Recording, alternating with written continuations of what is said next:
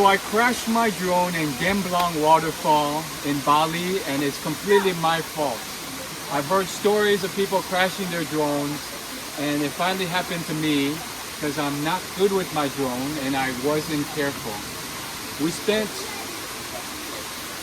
a long time looking for it, and my friend Ari here, who is my tour guide, went out of his way to look across the different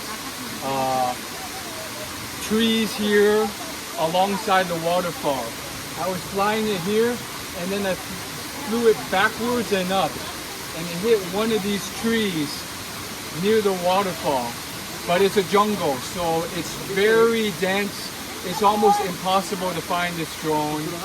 But at this point, as soon as I crashed it, my heart sank. I knew there's no chance I would find it, but we still look for it.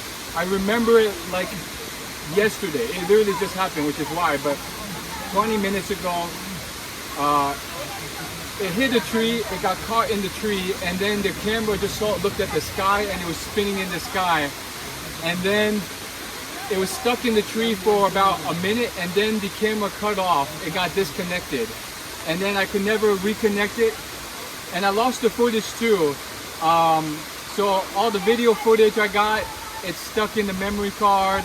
I thought I had set it so it would stream the video to my phone and save it too, but it doesn't look like it has.